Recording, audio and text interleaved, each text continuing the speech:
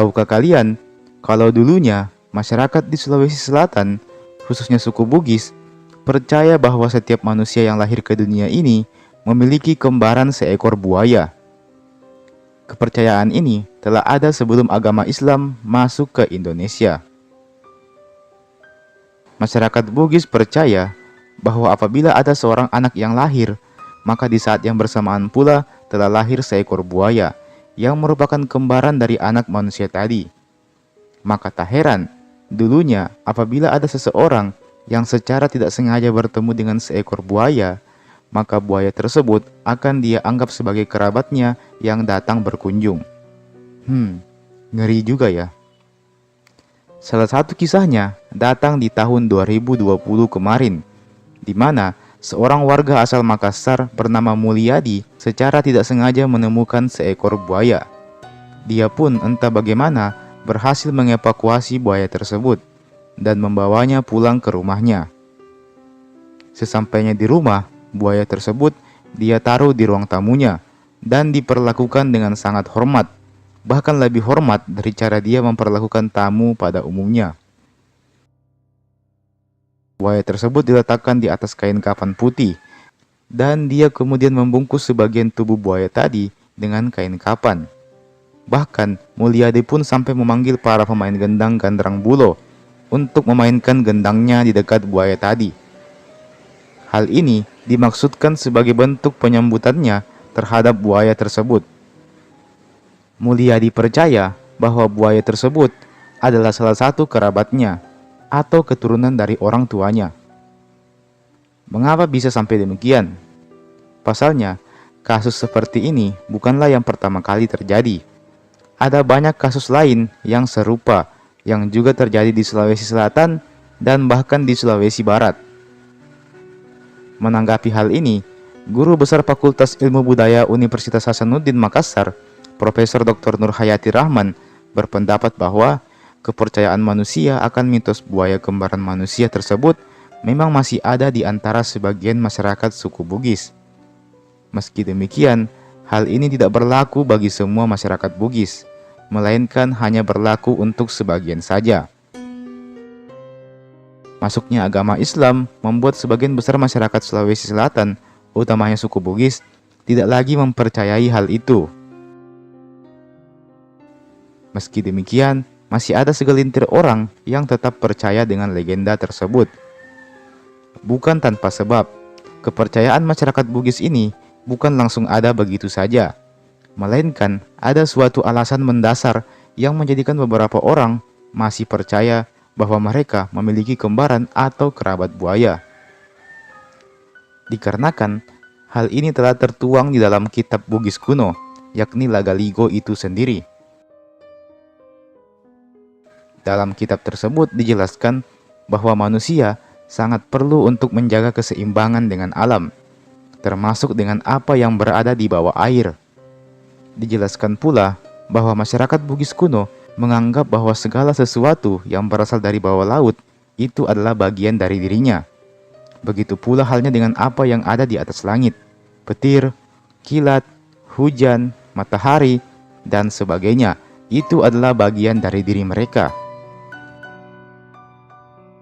Masyarakat Bugis kuno menganggap bahwa manusia dan alam ini merupakan satu kesatuan yang harus dijaga keseimbangannya dan tidak boleh dirusak.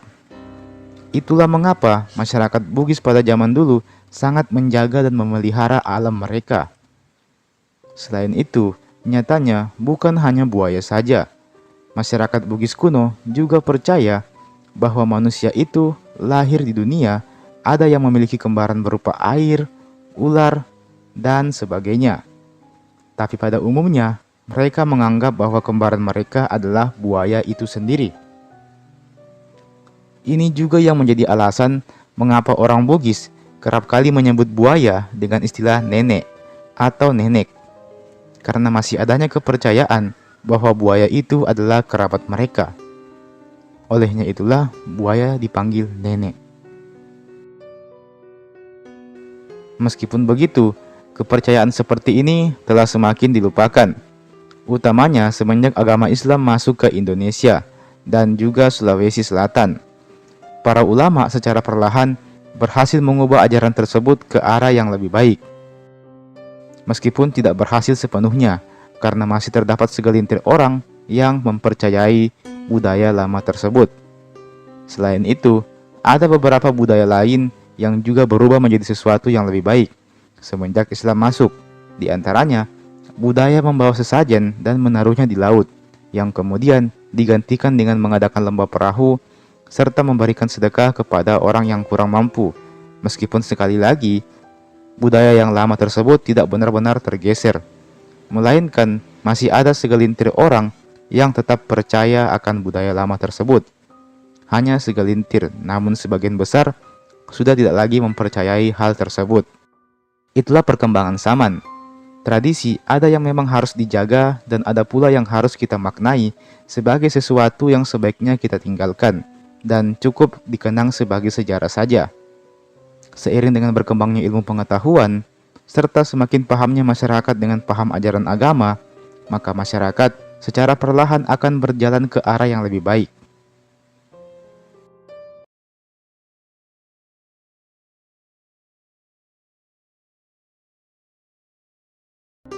Tepatnya pada bulan Juni 2012 lalu, masyarakat Palopo digemparkan dengan ditemukannya beberapa penampakan yang muncul pada malam hari di dalam sebuah rumah sakit umum yang baru-baru saja dipindahkan. Cerita ini mulai beredar dari mulut ke mulut. Hari demi hari, semakin banyak gosip yang beredar di masyarakat.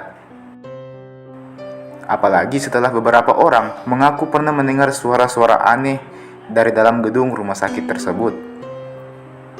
Padahal gedung itu telah lama dikosongkan dan sudah lama dipindahkan ke area Rampoang. Beberapa orang juga mengaku melihat beberapa penampakan-penampakan aneh pada rumah sakit itu. Ada gosip yang beredar, konon katanya ada seorang tukang ojek yang mengantar seorang gadis. Ketika turun dari motor, si gadis itu meminta agar diantar lagi sampai ke dalam rumah sakit. Untung saja ada teman si tukang ojek yang kebetulan berpapasan dengannya. Dan dia pun bertanya ke tukang ojek tadi, "Mau kemana?" Si tukang ojek pun berkata, "Saya mau mengantar gadis ini ke dalam." Temannya pun heran, karena dia tidak melihat si gadis yang dimaksud. Jadi, sebenarnya tukang ojek itu membonceng siapa? Ada juga cerita tentang seorang ibu yang membawa anaknya ke ruangan UGD. Si ibu menyangka bahwa rumah sakit umum tersebut masih berfungsi. Ketika dia keluar buat membeli obat, dia ditegur oleh seseorang yang kemudian menjelaskan bahwa rumah sakit umum itu sudah dipindahkan ke tempat lain. Si ibu ini tidak percaya, karena tadi anaknya itu dijemput oleh beberapa orang perawat. Akhirnya dia pun kembali buat melihat anaknya di ruangan UGD. Dan betul saja, anaknya cuma sendirian berbaring di sana. Terus, para perawat tadi siapa?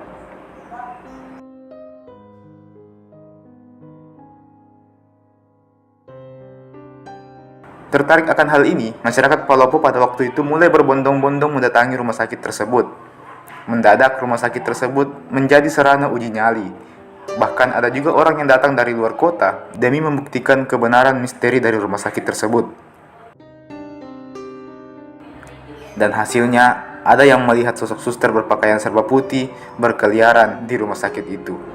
Ada juga yang mendengar suara-suara aneh, seperti suara orang menjerit, dan ada juga beberapa kejadian poltergeist, seperti pintu yang terbuka sendiri, dan motor yang tiba-tiba berbunyi sendiri. Tentunya tak sedikit orang yang kesurupan di ruangan itu. Ada banyak orang yang mendadak kesurupan di ruangan tersebut. Mereka yang kesurupan kemudian diantar ke Masjid Agung untuk diberikan pengobatan oleh Pak Imam. Sejak saat itu, misteri Rumah Sakit Umum Palopo ini lama-kelamaan sudah mulai menghilang.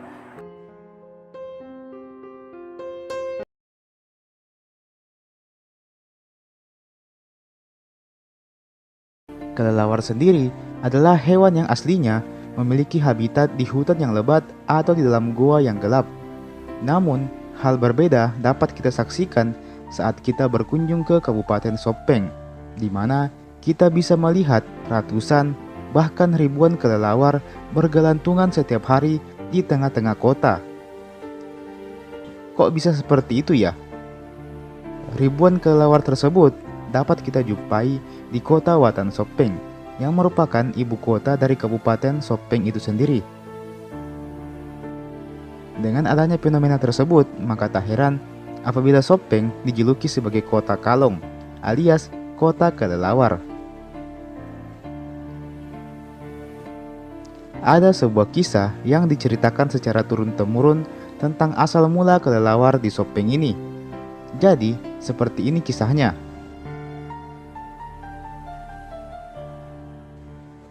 Jadi, kabarnya dulu jauh sebelum kemunculan Tomanurung di Sopeng.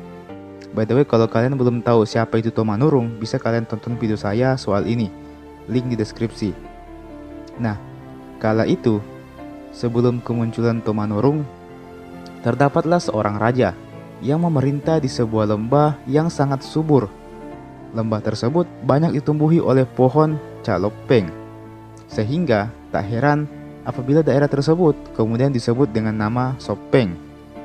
Nah, raja ini mempunyai seorang gadis yang cantik, dan gadis cantik ini mempunyai kekuatan ajaib, yakni bisa berbicara dengan binatang. Pada suatu ketika, datanglah segerombolan kalong atau kelelawar yang mendatangi sang putri tersebut. Para kalong tersebut berkata bahwa mereka sedang melarikan diri dari tempat asalnya, dikarenakan mereka sedang dikejar-kejar dan ingin dimusnahkan. Mendengar hal ini, sang tuan putri pun menyampaikan perihal tersebut kepada ayahnya. Dikarenakan merasa iba dengan para kalong ini, akhirnya sang raja pun mengizinkan para kalong tersebut untuk tinggal di sekitar istana kerajaan. Namun, sang raja tidak ingin mereka tinggal dengan cuma-cuma. Harus ada timbal baliknya, harus ada balasannya. Mendengar hal itu, para kalong pun mengatakan bahwa mereka akan menjadi penanda bahaya. Jadi, jika suatu saat nanti mereka tiba-tiba menghilang, itu artinya akan ada bahaya yang datang ke Sopeng. Sang raja pun menyetujui hal ini. Tapi, kembali dengan satu syarat bahwa para kalong tersebut tidak boleh memakan buah-buahan milik rakyatnya. Dan jika para kalong tersebut melanggar, maka mereka akan dikutuk. Walaupun kesannya seperti sebuah dongeng, namun fakta yang ada saat ini adalah kelelawar di Sopeng tersebut tidaklah memakan buah-buahan milik warga Sopeng sampai saat ini. Jadi, kelelawar yang ada di Sopeng itu, yang bisa kita lihat saat ini, mereka tidak memakan buah-buahan milik warga. Dan mitos mengenai pertanda bahaya tersebut pun juga masih banyak dipercayai oleh masyarakat sampai saat ini. Jadi kalau tiba-tiba seluruh kelelawar tersebut menghilang dari pusat kota, maka banyak orang yang percaya bahwa akan terjadi sebuah bencana alam atau hal bahaya akan terjadi ke Kabupaten Sopeng. Jadi seperti itu kepercayaan masyarakat sampai saat ini. Nah, kalau kalian penasaran dengan mitos lain mengenai kelelawar Sopeng ini, silakan klik video saya yang berjudul Mitos Kelelawar Sopeng. Link di deskripsi. Oke, kembali ke ceritanya. Jadi, singkat cerita, pihak kalong dan raja pun setuju dengan kesepakatan ini. Dan mereka pun mulai hidup berdampingan satu sama lain. Namun, suatu ketika, ada seekor kalong yang melanggar perjanjian tersebut. Kalong tersebut memakan buah-buahan yang ditanam oleh warga. Alhasil, para kalong lainnya pun menjadi sangat malu akan perbuatan salah satu temannya. Hingga untuk menutupi rasa malunya, sejak saat itu para kalong tersebut memilih untuk bergelantungan dengan badan menghadap ke bawah. Dan sayapnya menutupi seluruh tubuhnya. Itu dilakukan untuk menutupi rasa malu mereka. Nah, persis seperti kelelawar yang kita lihat pada hari ini. Lalu kemudian, seekor kalong yang tadinya melanggar aturan tersebut pun kemudian dikutuk menjadi hewan yang lebih kecil lagi, sebagaimana perjanjian antara raja dengan pihak kalong. Well, cerita ini sendiri adalah cerita yang dituturkan oleh Bapak Supriyansa pada tahun 2017. Saat itu, beliau sedang menjabat sebagai wakil bupati di Kabupaten Sopeng. Beliau juga menegaskan bahwa apa yang dia sampaikan itu hanyalah sebuah cerita yang diturunkan dari orang tuanya. Jadi, dia sendiri pun tidak menjamin kebenarannya. Dan teman-teman, memang hingga saat ini belum ada satupun bukti pasti tentang misteri keberadaan kelelawar di tengah-tengah kota Watan Sopeng ini. Satu-satunya cerita yang bisa kita dapatkan hanyalah kisah ini, yang sekarang memang telah menjadi cerita rakyat di Sopeng itu sendiri. Mungkin sebagian kisah itu ada benarnya, mungkin juga kisah itu hanyalah sebuah fiktif belaka.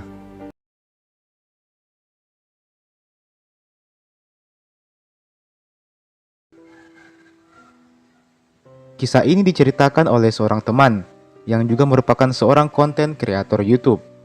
Dia mengatakan kalau belakangan ini lagi tertarik untuk membuat video soal paranormal experience.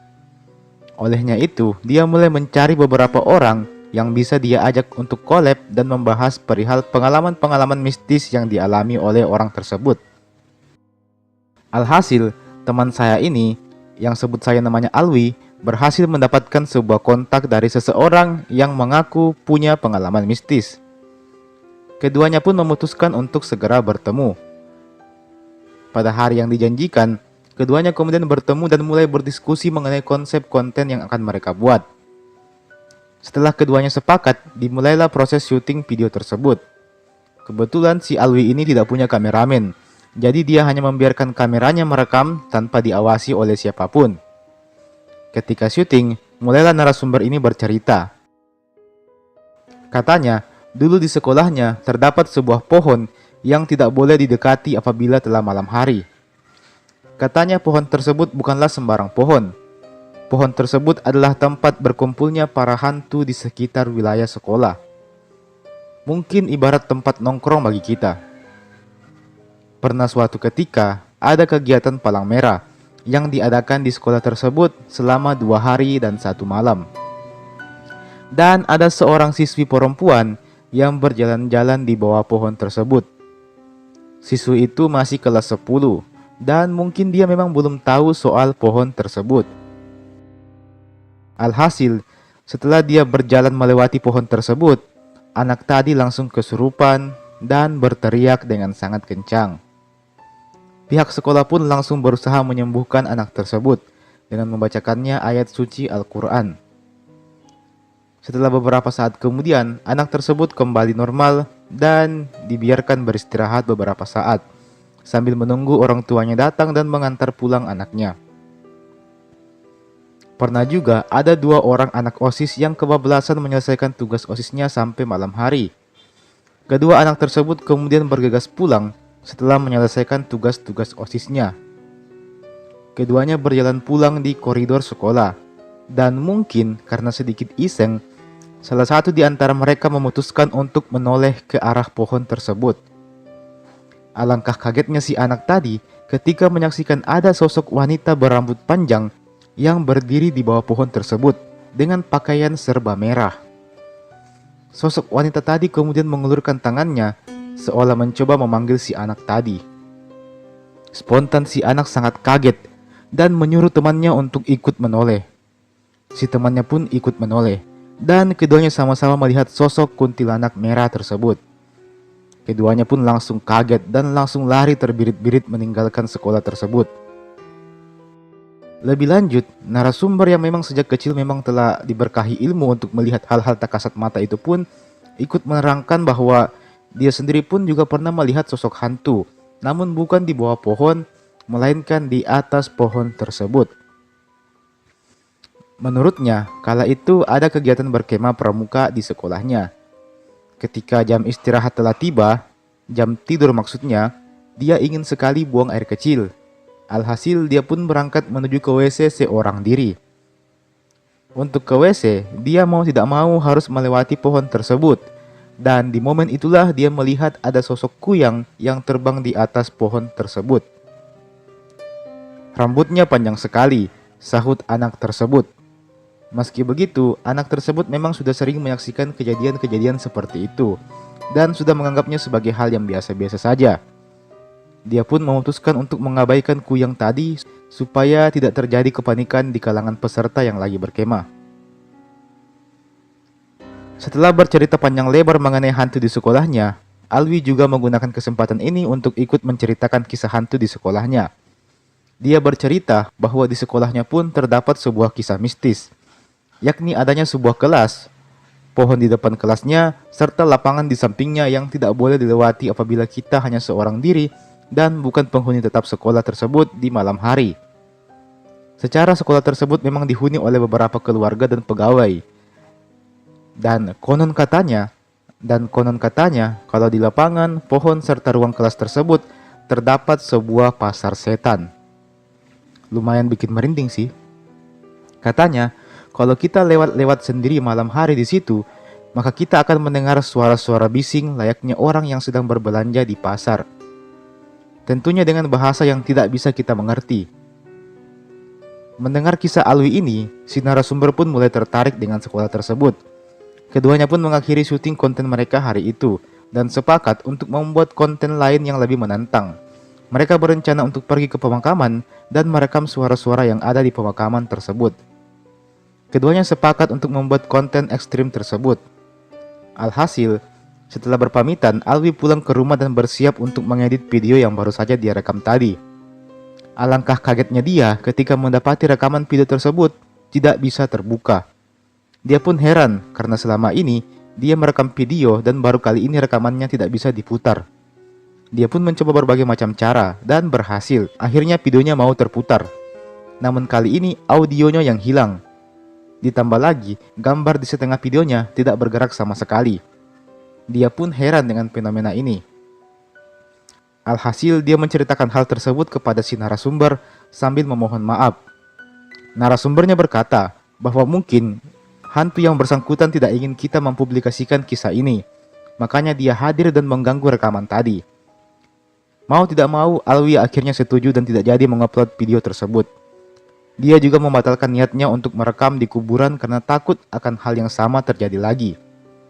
Meski begitu, setelah setahun berlalu, Alwi akhirnya berani menceritakan pengalamannya itu ke saya dan mengizinkan saya untuk menjadikan kisahnya sebagai konten di channel saya ini. Well, kita tunggu apa yang akan terjadi.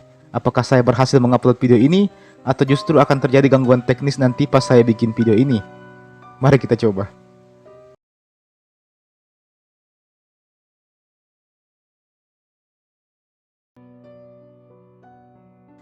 Kisah ini diambil dari pengalaman dua orang pemuda yang hendak mendaki ke Gunung Lempo Batang. Sebut saja namanya Aldi dan Samsul. Saat itu, keadaan belum terlalu gelap. Samsul dan Aldi sedang berada di dusun Lembang Bune, Kelurahan Cikoro, Kecamatan Tompo Bulu, Kabupaten Goa. Waktu telah menunjukkan pukul 7 malam. Suasana dingin mulai menyelimuti mereka berdua. Padahal saat itu mereka belum berada di puncak Gunung Lempo Batang, namun udaranya sudah terasa sangat dingin. Gunung Lempo Batang sendiri memang dikenal sebagai salah satu gunung paling angker yang ada di Sulawesi Selatan. Gunung yang memiliki tinggi sekitar 2.874 mdpl ini mempunyai beberapa jalur pendakian yang bisa dilalui. Salah satunya adalah lewat jalur Lengkese dan Lembang Bune yang saat ini ditempati oleh Samsul dan Aldi. Akhirnya dimulailah pendakian mereka berdua malam itu. Bagi Samsul sendiri, mendaki di Gunung Lempo Batang ini adalah pengalaman pertama baginya. Dan karena tidak mau hal-hal di luar dugaan terjadi padanya, dia pun mengajak temannya yakni Aldi yang memang sudah beberapa kali menanjak di Gunung Lempo Batang ini. Keduanya memang ingin melepas penat dan berlibur. Olehnya itu dipilihlah Gunung Lempo Batang ini. Adapun alasan mengapa mereka ingin mendaki malam-malam adalah untuk sekedar memacu adrenalinnya saja. Sayangnya malam itu adrenalin mereka dipacu terlalu keras. Niat awalnya yang hanya ingin mendaki sambil menikmati sejuknya angin malam, mereka berdua justru diikuti oleh sesosok makhluk misterius. Saat berada di pos kedua sekitar 1378 mdpl, keduanya mulai mendengar ada sayup-sayup suara yang aneh. Pos kedua sendiri adalah batas akhir antara perkebunan milik warga dan hutan belantara. Atau dengan kata lain, apabila telah sampai ke pos kedua, maka itu artinya pendakian yang sebenarnya baru saja dimulai. Suasana malam hari itu memang sangatlah gelap. Cahaya bulan pun tidak terlalu kuat malam itu. Hanya lampu kepala saja yang menerangi pendakian Samsul dan Aldi pada malam itu. Suatu ketika, Samsul mendengar seperti ada langkah kaki yang sangat cepat melintas di sampingnya. Awalnya dia mengira kalau itu adalah Aldi. Namun saat dia menoleh ke samping, justru tidak ada satu orang pun di situ. Pasalnya, Aldi justru berada di belakangnya, karena Aldi membawa tas yang lebih besar dari Samsul. Tentu Samsul merasa heran. Lagi pula, bagaimana ceritanya ada orang yang bisa melangkah dengan begitu cepat di atas ketinggian seperti ini. Di saat sedang kebingungan sendiri, Samsul terus melanjutkan pendakiannya malam itu. Tak lama kemudian, suara-suara aneh kembali terdengar. Kali ini dia mendengar ada suara seperti orang tertawa di sampingnya. Spontan, Samsul langsung berbalik. Namun lagi-lagi tidak ada siapapun di sampingnya. Aldi sendiri masih ada di belakang sambil berusaha mengejar Samsul. Tentu Samsul mulai merasa ketakutan. Mungkin adalah suatu kesalahan memilih untuk menanjak di malam hari. Meski begitu, Samsul dan Aldi sudah terlanjur menanjak malam itu. Mau tidak mau mereka tetap harus melanjutkan perjalanan. Keduanya pun masih terus mendaki. Hingga akhirnya Samsul mendengar suara seperti sekelompok orang yang sedang mengobrol. Syukurlah, sepertinya ada rombongan lain yang berada di depan. Dengan sekuat tenaga, Samsul mengajak Aldi untuk mendaki lebih cepat dengan harapan mereka berdua bisa bergabung dengan kelompok pendaki yang ada di depan. Namun anehnya, setelah mendaki dengan cukup cepat, Samsul justru tidak mendapati satupun pendaki di depannya. Lalu suara apa barusan? Padahal terdengar jelas suara seperti beberapa orang yang sedang mengobrol di depan sana. Ah, sial. Samsul mulai keringat dingin. Dia tahu kalau saat ini dia sedang diganggu oleh makhluk halus yang menghuni gunung tersebut. Tak lama berselang, datanglah hembusan angin yang cukup kencang. Di antara sayup-sayup suara angin, Samsul seperti mendengar suara jeritan dan suara orang menangis. Spontan, bulu kuduk Samsul langsung merinding mendengar suara aneh itu. Apalagi pas Samsul bertanya ke Aldi, dan Aldi juga menjawab hal yang sama, bahwa sedari tadi dia memang mendengar seperti ada suara orang tertawa dan menangis. Hal tersebut makin membuat suasana semakin mencekam. Meskipun begitu, keduanya tetap melanjutkan pendakian mereka yang sudah terlanjur tersebut. Hingga akhirnya sampailah keduanya di pos ke-8. Mereka sendiri berencana untuk mendirikan tenda di pos ke-9, dan tak terasa mereka berdua sudah semakin dekat dengan pos ke-9. Hanya perlu melewati sebuah bukit lagi dan mereka akan sampai ke pos ke-9. Meskipun begitu, angin malam itu bertiup dengan lumayan kencang. Ditambah lagi, jalur pendakian yang cukup terjal membuat mereka lumayan harus ekstra hati-hati. Dikarenakan jalur yang lumayan terjal, keduanya pun memilih untuk beristirahat sejenak. Kala itu waktu menunjukkan pukul 1 malam. Keduanya tentu sudah sangat kepayahan. Ditambah lagi, suara orang ketawa, menjerit dan menangis kini semakin sering terdengar. Apalagi suaranya kali ini semakin terdengar nyata. Ngeri bercampur takut. Entah takut dengan jalur pendakian atau takut dengan sosok lain yang mengganggu mereka berdua sejak tadi. Alhasil keduanya pun memaksakan diri untuk melanjutkan perjalanan ke pos 9 yang sudah semakin dekat tentunya. Perlahan demi perlahan, selangkah demi selangkah, hingga akhirnya keduanya berhasil sampai ke pos 9.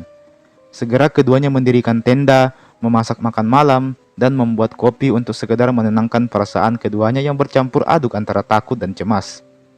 Setelah selesai makan malam, keduanya pun tertidur pulas, dan suara-suara tersebut pun mulai menghilang bersamaan dengan lelapnya dua pemuda tadi tertidur.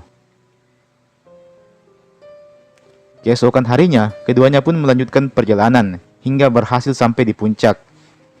Bagi Samsul sendiri, pendakian kali ini adalah pendakian yang sangat berkesan. Karena selain jalur pendakiannya yang sangat ekstrim, juga karena berbagai suara-suara misterius yang kerap kali dia dengar selama pendakian. Baginya, ini adalah pengalaman yang tak terlupakan. Bukannya takut karena diganggu makhluk halus, dia justru merasa semakin tertantang untuk mendaki gunung-gunung selanjutnya.